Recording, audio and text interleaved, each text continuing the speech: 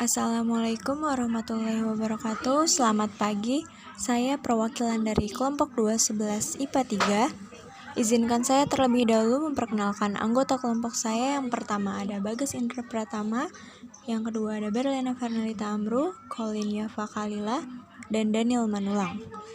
Kami akan mempresentasikan video penjelasan materi PKWU yang akan diawali dengan pembahasan sumber daya yang dibutuhkan dalam usaha.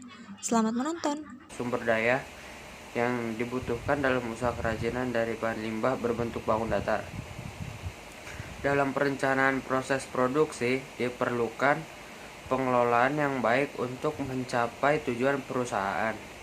Sumber daya yang dimiliki perusahaan dapat dikategorikan atas 6 tipe sumber daya 6M sebagai berikut. Yang A adalah manusia. Ya, merupakan unsur manajemen yang penting dalam mencapai tujuan perusahaan. B. Money. Money atau uang merupakan salah satu unsur yang tidak dapat diabaikan. Uang merupakan alat tukar dan alat pengukur nilai besar kecilnya hasil kegiatan yang dapat diukur dari jumlah uang yang beredar dalam perusahaan. Oleh karena itu, uang merupakan unsur yang penting untuk mencapai tujuan perusahaan. Harus segala sesuatu yang diperhitungkan secara rasional. Yang C. Material. Perusahaan umumnya tidak menghasilkan sendiri bahan mentah yang dibutuhkan, tetapi membeli dari pihak lain. Untuk itu, manajer perusahaan berusaha untuk memperoleh bahan mentah dengan harga yang paling murah. Yang D. Mesin atau teknologi. Mesin memiliki peranan penting dalam proses produksi. Setelah revolusi industri, banyak pekerjaan manusia yang digantikan oleh mesin. E. Metode.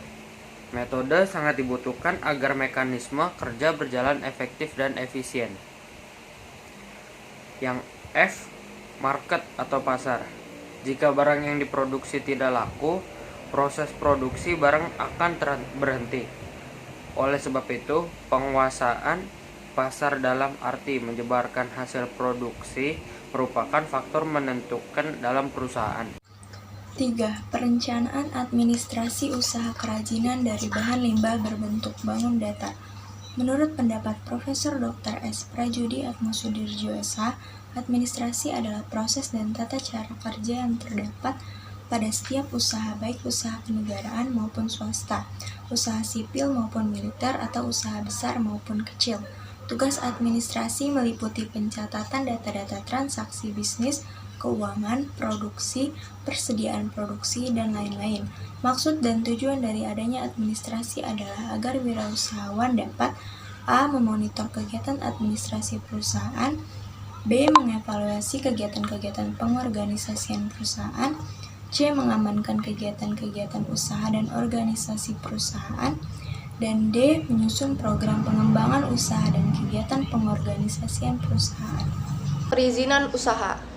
Di Indonesia, pendirian usaha diatur oleh undang-undang, yaitu melalui peraturan daerah dan peraturan dari Departemen Perdagangan, serta departemen atau instansi yang terkait dengan bidang usaha yang dijalankan.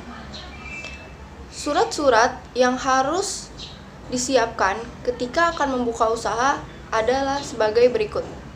Yang pertama ada surat izin gangguan atau HO dan surat izin tempat usaha atau SITU. Manfaat dari SITU HO diantaranya mempermudah permohonan surat izin usaha perdagangan, dapat menjadi sarana untuk minta ganti rugi apabila tempat usaha mengalami penggusuran, memperoleh jaminan perlindungan keamanan, dan dapat digunakan sebagai jaminan pinjaman modal di bank. Yang kedua ada surat izin usaha perdagangan atau SIUP. SIUP adalah surat izin untuk dapat melaksanakan kegiatan usaha perdagangan. Yang kedua ada surat menyurat. Kegiatan surat menyurat adalah salah satu kegiatan dalam bentuk hubungan dengan pihak lain seperti pemasok dan pelanggan. Jenis surat yang digunakan dalam kegiatan usaha biasa disebut dengan surat niaga. Ada 7 macam surat niaga. Yang pertama, ada surat perkenalan, surat permintaan penawaran, surat penawaran, surat pemesanan, surat pemberitahuan pengiriman barang, surat pengaduan, dan surat pengiriman pembayaran. Menjelaskan tentang penelantaran transaksi barang atau jasa secara umum.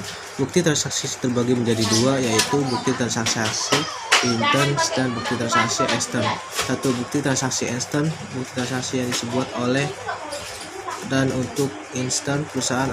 Adapun bukti transaksi intern adalah sebagai berikut. Dua, bukti kas, dan yang terakhir adalah bukti kas keluar. Yang kedua, bukti transaksi ekstern, bukti transaksi yang berhubungan dengan pihak luar, dan bukti transaksi ekstern sebagai berikut. A. Peleturan, kuitasi, nota debit, dan nota kredit atau cek. Yang D. Pencatatan transaksi keuangan. Transaksi keuangan dicatat dalam laporan keuangan yang disusun secara terbuka berdasarkan standar akuntansi keuangan tahun 2007. Laporan keuangan terdiri dari 4 item sebagai berikut. 1. Laporan laba rugi. Yang kedua, laporan perusahaan modal. Yang ketiga, negara.